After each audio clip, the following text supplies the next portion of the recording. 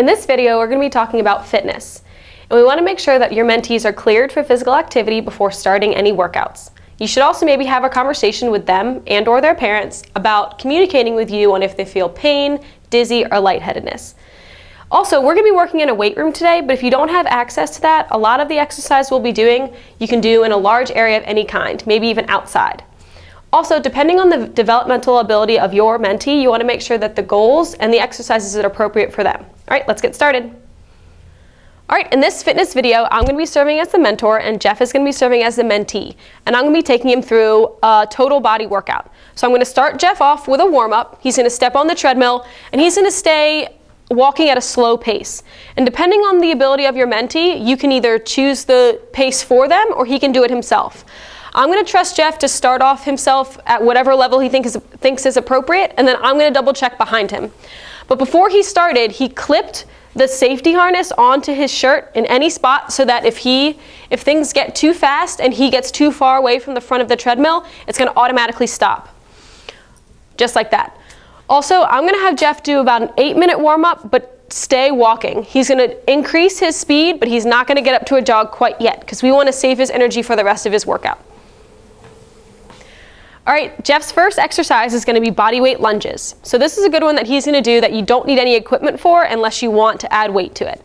So when Jeff does a lunge, he's going to step one foot out in front, bend his knee to 90 degrees, and come back up. Then he's going to switch sides and put the other foot out in front and come back. And you can choose how many times Jeff is going to do this. You can also give him a break and have him do another set after. So as you can see, Jeff's knee is not going over his toe. We don't want him to reach too far with his knee over his toe. I also asked Jeff to put his hands on his head because a lot of students will put their hands on their thigh to propel them up instead of using the muscles to get them up. The other thing is we want Jeff's bottom knee, the one closest to the mat, to be at a 90-degree angle, but also not actually touch the mat. We want it to barely skim the mat, so we don't want him to put any pressure on that knee, on the floor, or on the surface that you're working on. We also have options. You could potentially put a medicine ball or a weighted ball in Jeff's hands as he does his lunges. He could put a bar on his shoulders as he does his lunges, or he can leave him body weight. You can make it as hard or as easy as you feel necessary. All right, Jeff's next exercise is going to be the bicep curl. The bicep is the front part of the arm, and he's going to be using resistance bands to work that. Now, resistance bands have different levels of thickness. The thicker you go, the more resistance you're going to have, and the thinner you go, the less resistance you're going to have. So Jeff's going to pick a resistance band. He's going to put the middle of the band underneath the middle of one of his feet. He's going to grip the handles firmly, and he's going to keep his elbows next to his ribs, bringing his arms all the way up and all the way down. And I want to make sure Jeff gets the full range of motion, so he's going to bring them as close to the shoulders as he can and then all the way back. Now, we don't want Jeff to lean forward or lean backward because he's going to be engaging muscles that are not appropriate for this activity. So we want to make sure that his back is in line with his hips and his feet. He also has the option of putting the band underneath both of his feet to get a little bit more resistance. So he's going to put it in the middle and he's still going to do the same motion. What we could also do is to make sure that Jeff is being safe, we could encourage him and remind him to keep the band securely underneath of his feet, possibly in the middle of the sole of his foot. Then we also want to make sure that he is holding onto the handles firmly so that he does not lose control. Jeff's next exercise is going to be working on his core, and I'm going to ask Jeff to do a plank. So he's going to get down in a push-up position with his hands flat on the mat. I can either have his hands on the mat or I can ask him to put his forearms on the mat. He's going to have that option. Then I want to make sure that his head is in line with his hips and his feet, making a straight line all the way across. I can put a critter or some type of object on his back to reinforce that I want him to keep it straight. I don't want his hips to sag down toward the mat, and I don't want his hips to come up toward the ceiling. Then we can also do a modified plank where Jeff can put his knees down on the mat, but I still want to see that his head is in line with his hips and now his knees. Jeff's next exercise is the leg extension, and this is going to be working his quadriceps, which is on the front part of his leg. So I'm going to have Jeff sit down to see if I can fit the machine appropriately. So as you can see, this is definitely not fit to meet Jeff's body. So I'm going to make sure he sits up straight, and I'm going to move the backrest so that it clicks and he can lean back comfortably. Now I want to make sure that this part is on his shins, so I'm going to loosen and lift